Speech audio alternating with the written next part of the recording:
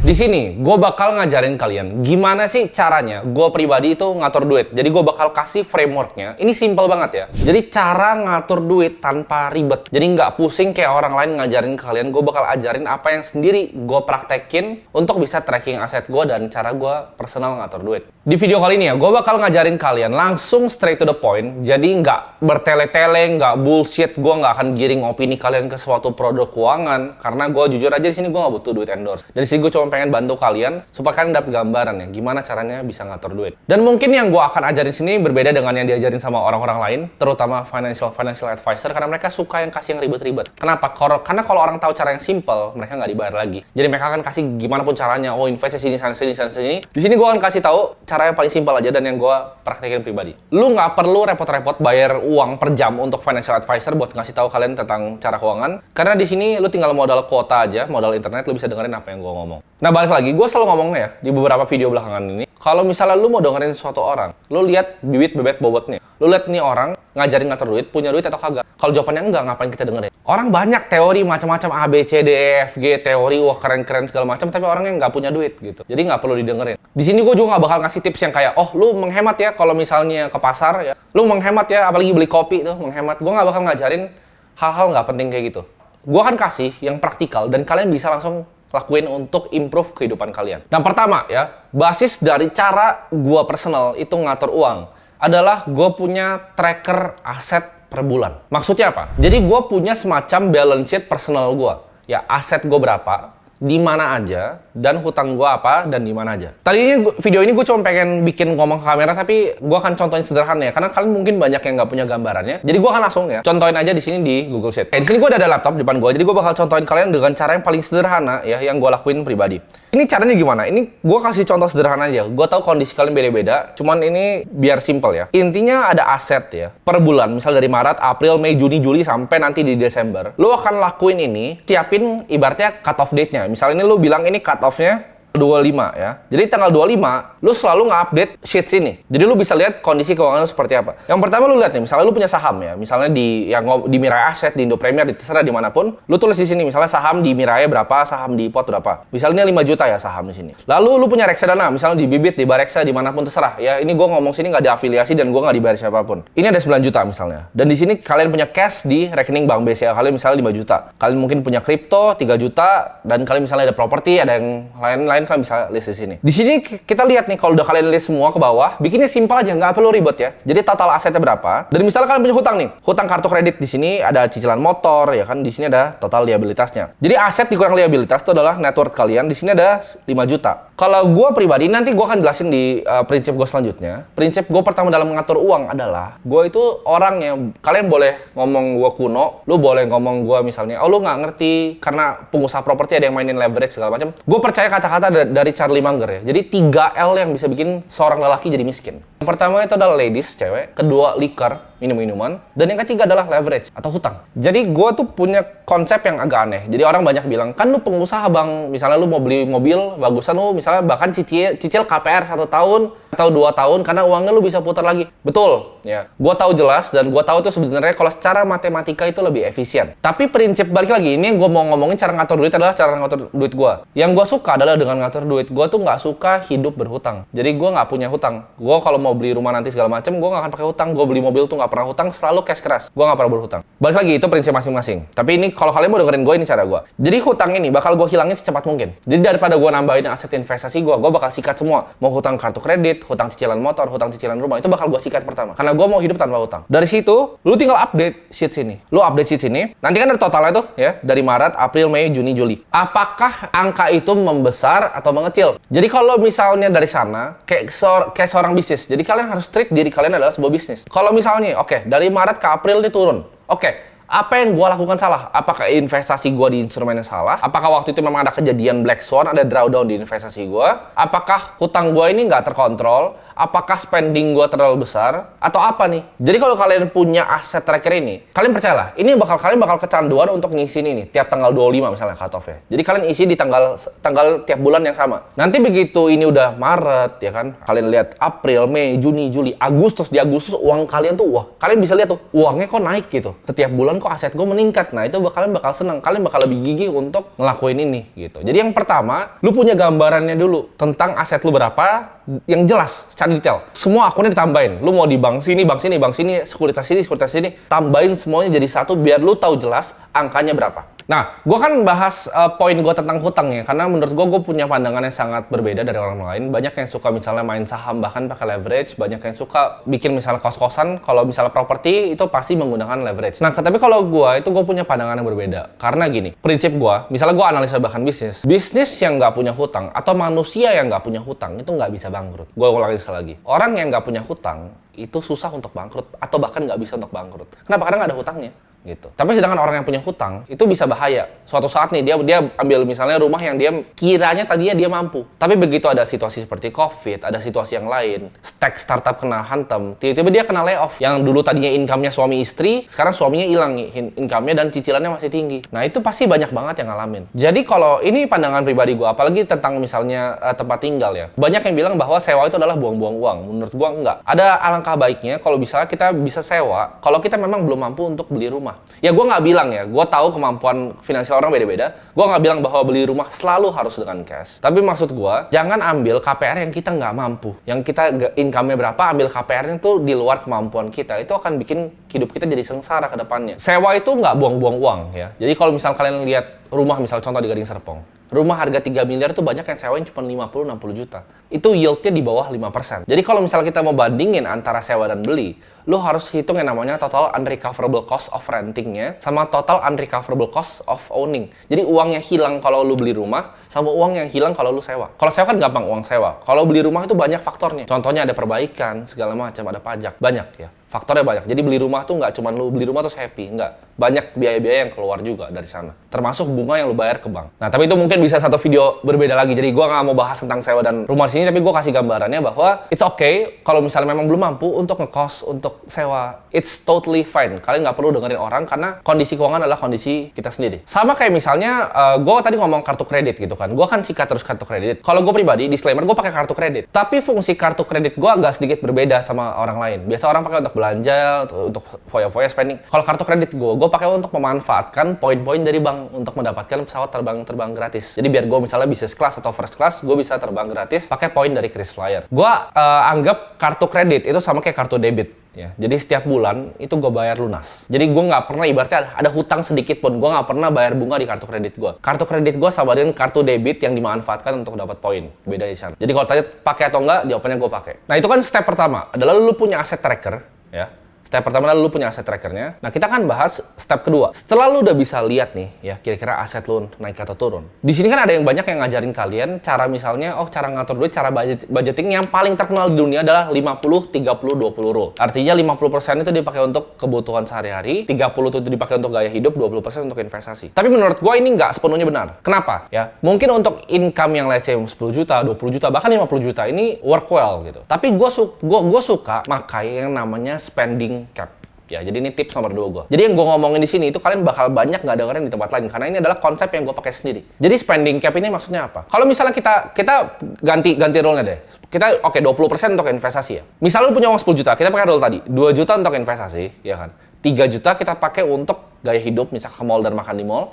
5 juta kita pakai untuk kebutuhan sehari-hari, uang dapur. Make sense nggak? Make sense. Tapi kita naikin angkanya sekarang di 100 juta. Investasinya 20 juta, 30 juta gaya hidup, 50 juta untuk biaya hidup. Nah, itu udah mulai sedikit nggak make sense. Lu naikin coba ke 300. Lu naikin ke 500 juta.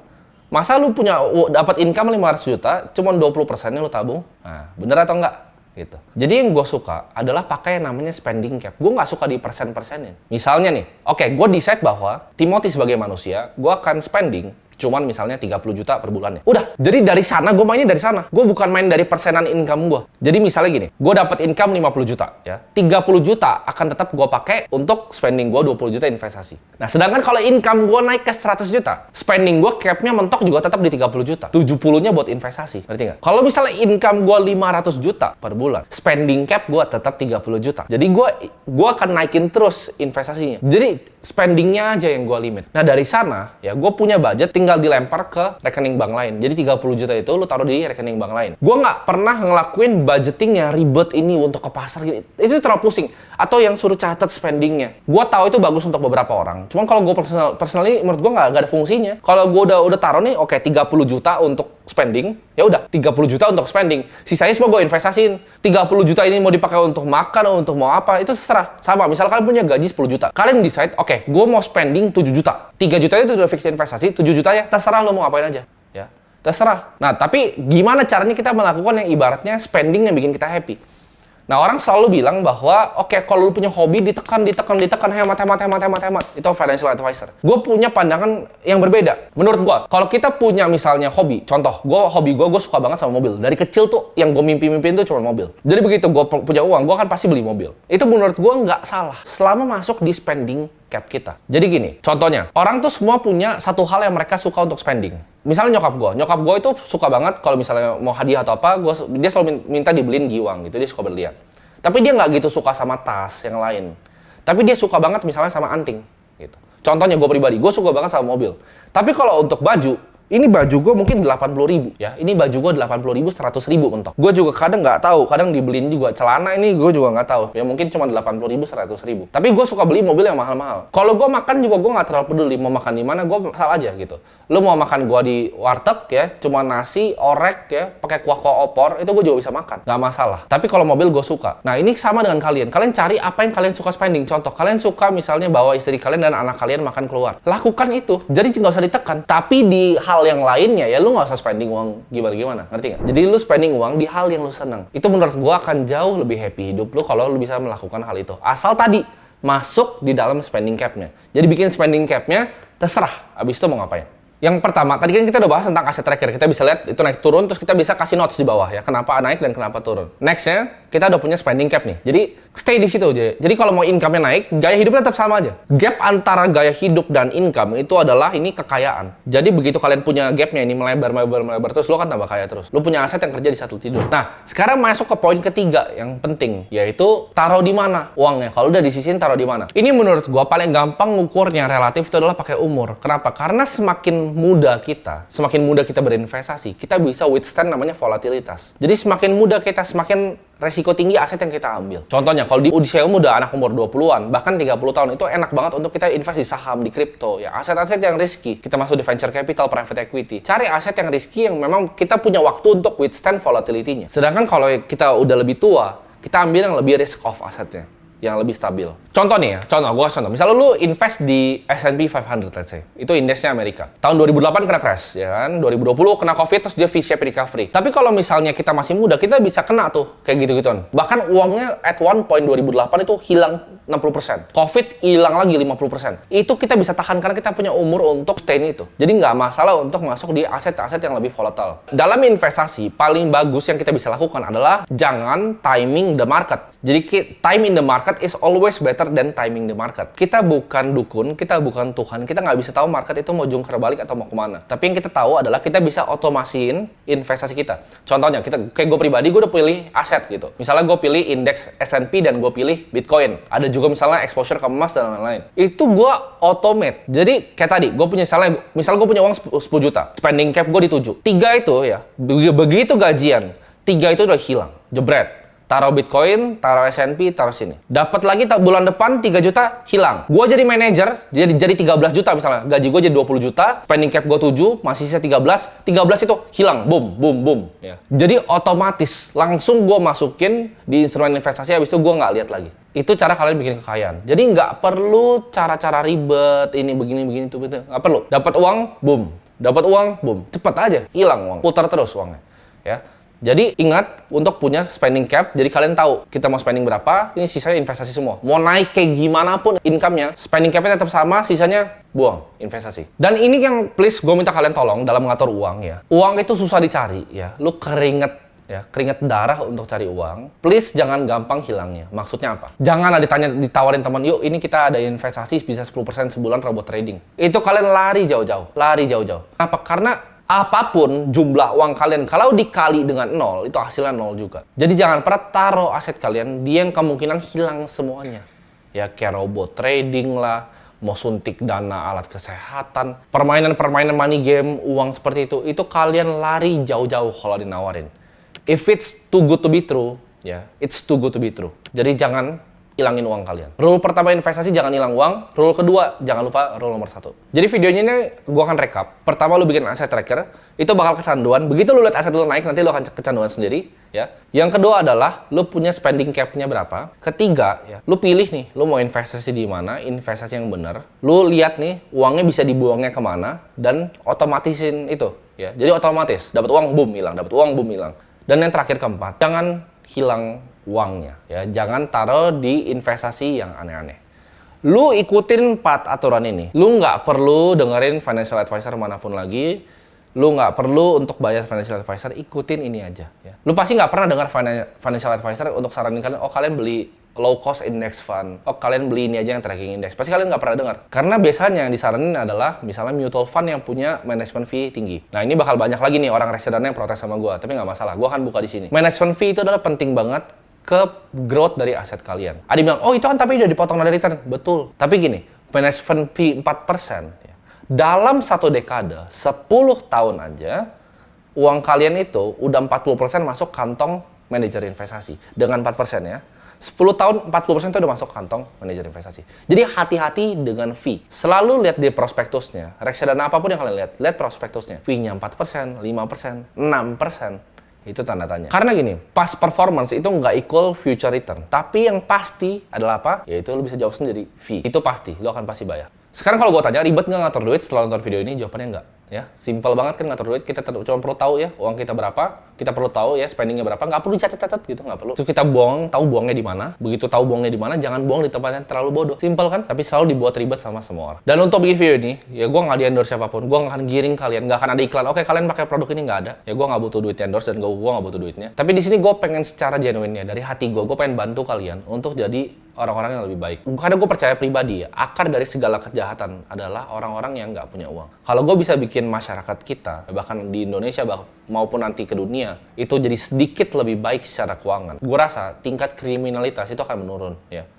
Orang-orang yang jadi begal, orang-orang yang jadi maling, itu pasti akan berkurang dengan adanya literasi finansial yang baik di bangsa kita. Jadi target gue adalah sebenarnya untuk bisa edukasi kalian ya. Lu cukup modal kuota, modal internet ya. Lu gratis, gue akan ajarin lu semua yang gue tahu. Jadi semoga video ini bisa bermanfaat buat kalian semua yang masih pusing, ya bingung, kebanyakan dapat saran dari orang-orang, mana caranya atur duit. Lu tanya gimana caranya gue bisa dapetin bahkan bermiliar-miliar di umur 22 tahun? Ini jawabannya, 4 simple step ini. Nothing fancy, nggak perlu Excel sheet yang gila, ada semuanya, income statement segala macam, nggak perlu. Nggak perlu fancy-fancy, cuma 4 step ini untuk bantu kalian bebas finansial.